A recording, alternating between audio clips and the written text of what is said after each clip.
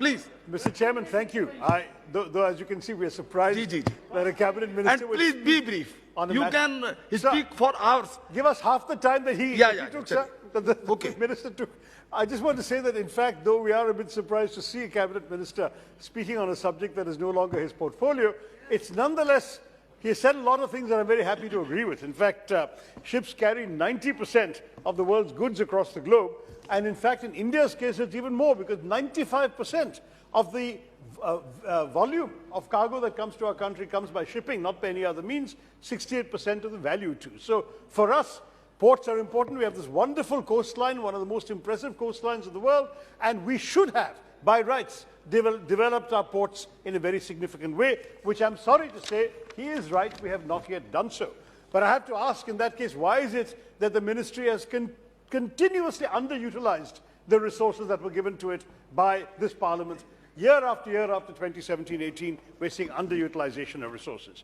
Now, sir, I do want to say that despite India's economic growth and all the prospects, the vast majority of the container ships coming to India, sir, we're not getting them here because our ports aren't good enough. They're being transshipped outside the country, mainly at Colombo in Sri Lanka, Singapore, Port Klang, Tanjung Pelapas in Malaysia, Salalah in Oman, Jebel Ali in Dubai, that we've all talked about elsewhere. And the problem is our country lacks a major all-weather deep-water port near the international sea routes to handle large mainline container vessels. This has also given China a tremendous dominance, sir, in the Indian Ocean. We have a situation where Colombo today is transshipping more Indian goods for India, than any of India's major ports. In fact, all of India's major ports put together are not matching Colombo. Now, what's worrying me about this is that there's a serious geostrategic angle for us being dependent upon Colombo for such a large portion of our goods, because it is, after all, a port in which the Chinese are extremely active. A Chinese firm has just been awarded the Eastern Container Terminal at the Colombo port, and we are in the pick-win situation that India prohibits Chinese firms from investing in or building our ports, but in effect we are condoning the transshipment of the lion's share of our cargo via a port operated exclusively by China until recently, and where Chinese Navy vessels and submarines were regularly calling for resupply. Is this entirely wise, sir, for a country like India? I do want to point out that on top of that, there is a particular challenge, because increasingly shipping is growing bigger. There is ships of over 20,000 TEUs are the future of sea cargo, because they involve lower costs per container shipped. But bigger ships require deeper ports. And this, in our case, has to be, unfortunately, extremely expensively created through dredging because of the very high logistics costs involved. The major shipping lines are not stopping in our ports. There is lack of a significant domestic transshipment port. Even though we have 7,516 kilometers of coastline, nearly 200 ports, even our so-called 13 major ports have a depth of only between 9 to 11 meters, far from the 20 that modern shipping requires. Now, this in effect means that our economy is helping to pay for foreign ports like Colombo, Salalah, Tanjung Pelapas and so on. While our exports remain relatively uncompetitive, our imports become more expensive, entirely because of our lack of a deep water transshipment terminal. So this is where my constituency has the answer. The Vizhinjam port is an amazing place because it is right near the international shipping lines. It is a port which has extremely decent connections which can be improved by the government. It has a natural deep draft of 20 to 24 meters, so we don't need to spend money dredging. Mr. Mandavia talked about selling the sand from dredging, but the sand will not fetch the price, the cost. Yeah, it's mud, and on top of that, it costs much more to dredge than to sell. So the problem is that despite what he said, our real need, sir, is to actually avoid the dredging, and Vizhinjam provides the answer to that. We have the geological features that contribute towards preventing excessive spending on dredging operations, because we actually have the minimal littoral drift, the depth itself, the turning radius, all that we need.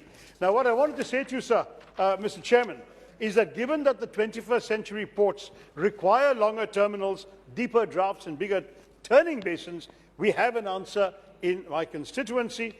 To my surprise, the government has so far not yet acceded to our recommendation to declare Vizhinjam as a major port. In fact, it should be the major port in the country instead of continuing to be a minor port under state government jurisdiction. I wanted to say in particular that given the fact that we have all these challenges, for us to take a port which offers all of this, on top of that minimal operating and maintenance costs, and on top of that the ability to deploy best-in-class equipment, it's being built from scratch right now, without being burdened by legacy facilities. Even though it was a port in the days of the Roman Empire, today it has essentially been neglected for such a long time. We're building a wholly new 21st century port. It seems to me we will have, for the first time in India, a port that has the capability to handle the largest ships in the world as efficiently as Singapore, Hong Kong, or Rotterdam for decades to come. For this reason, sir, I have a few specific recommendations to the Minister. Number one, I urge the Minister to declare Vizhinjam as a major port. This is not a very difficult challenge. The obvious facts speak for themselves. Number two, sir, the construction has been going rather slowly because obviously the central government is not involved. And we had a cyclone Oki and so on, which delayed construction, many problems. Anything that can be done by the central government to facilitate the development of the hinterland area of the Vizhinjam port would strengthen the supply chain of shippers and logistics service providers, promote interaction with consumers, and enhance the port-related services, including the cruise ships that Mansukh Mandavia spoke about a minute ago. In addition, we need the central government to declare Vizhinjam as a special economic zone in order to enhance the economic capacity and the operations of the port. Third, there's now talk of restoring the decades-old cabotage rules. Bad idea, sir. The fact is that the government must continue to provide relaxations under the cabotage law to promote free trade and encourage economic activity at major transshipment hubs in India. Who are we protecting, sir?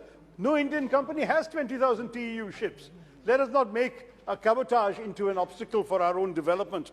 And I do want to say, sir, that there is a further problem which, when you had clubbed all the topics together... Conclude. When you had clubbed all the topics together, I was going to mention it because Mr. Gadkari knows we have a national highway from Vizhinjam all the way to Tamil Nadu that's supposed to carry on to Kanyakumari. It is almost finished up the Tamil Nadu border, but nothing is happening on the other side of the border. And we urge the government to really crack the whip and ensure that the road carries on all the way to Kanyakumari. So it's a national interest I'm talking about. I've only taken 1/4 of the time of the previous speaker. There is time limit. Finally, sir, in inland waterways, I want to support my colleague, Mr. Thomas Chaikardan. We really need inland waterways very seriously, and the Ananta Victoria Marthandam Canal would be an excellent way of opening up the connectivity to Vizhinjam Port as well. I certainly want to support that. Then, there is the equal concern that the Ministry for Inland Waterways has also had a shocking underutilization of funds sanctioned last year. You know, they only spent 20 crores out of 250 crores allocated, sir. So when we are talking about demands for grants, we want them to spend the grants they get. And I would urge the Minister to ensure that he remedies the underutilization of funds in both his key ministries. Finally, I've mentioned in Parliament during a question hour that there are some very important legal instruments internationally that India is overdue in ratifying. I hope that he will do that. I also want to stress that there has to be a new legislative framework for the port sector. The Indian Ports, Major Ports Act, the Inland Vessel Act, and so on. The government has to absolutely modernize them. There have been a number of concerns expressed.